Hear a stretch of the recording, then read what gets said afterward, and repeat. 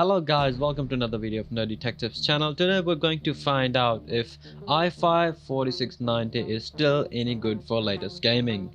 So let's run some benchmarking and try to run a couple of games on it.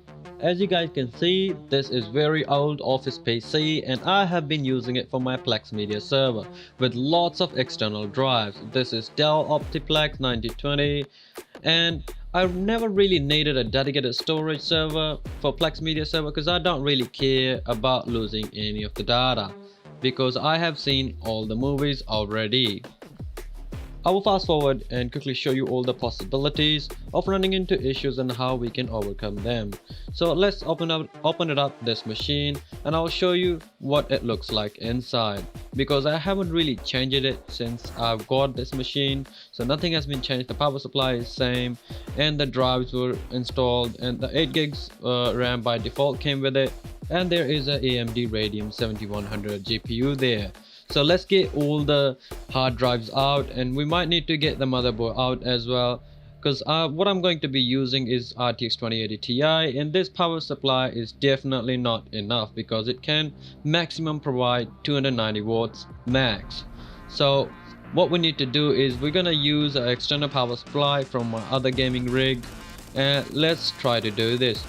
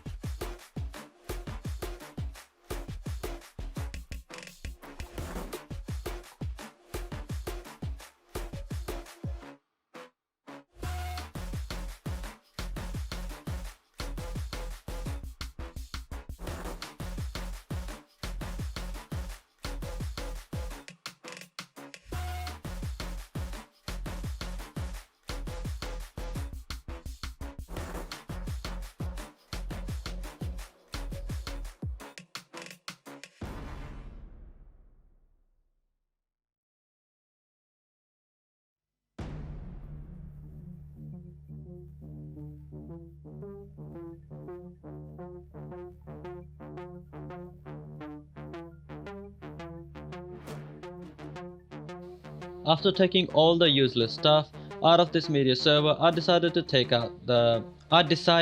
to take out the power supply, and will be using power supply for GPU from my gaming PC. And I don't really own a test bench like other YouTubers do, so I will make this media server PC my test bench, and hopefully I don't blow my expensive GPU. And I was not able to insert the GPU into the Optiplex chassis. It was little too big and hard drive's chassis were bolted on chassis itself, so decided to take out the whole motherboard. So I'll fast forward it and show you what I did.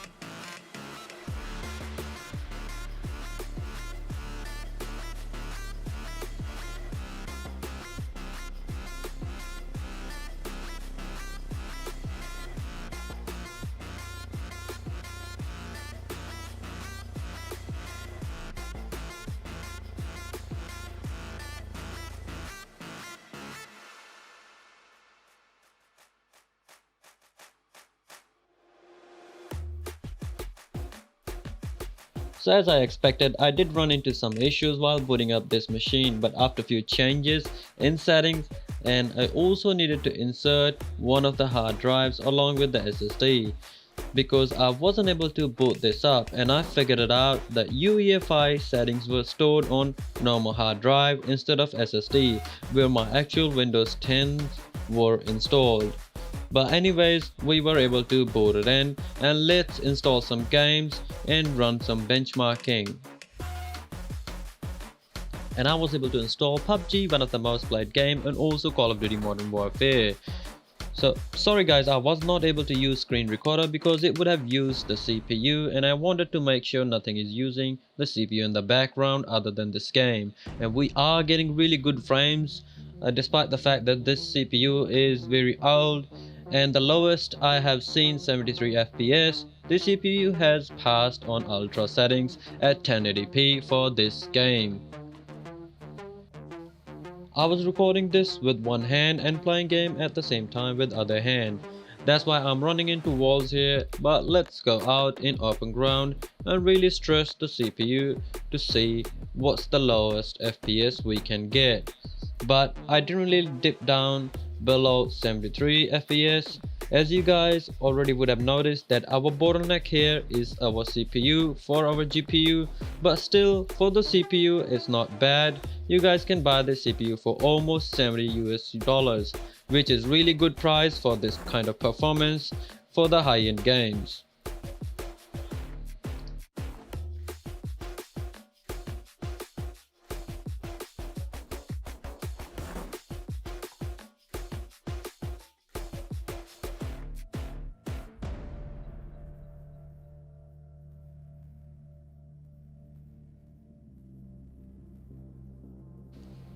Now the next game I tested is Call of Duty Modern Warfare 2019. I was really surprised with the performance on this game even on ultra settings at 1080p. It gave us FPS mostly above 100. And GPU usage was around 70% surprisingly, so it wasn't much of a bottleneck. It was almost hitting 83%, as you can see, 91%. I don't think it is running any bottlenecks here. This CPU really outperforming. This CPU is really outperforming my expectations on this particular game. Sorry for the low quality recordings here. I'm going to buy a video capture card for my upcoming videos on budget gaming CPU testing. Stay tuned, don't forget to like and subscribe my channel. Thank you for your support guys.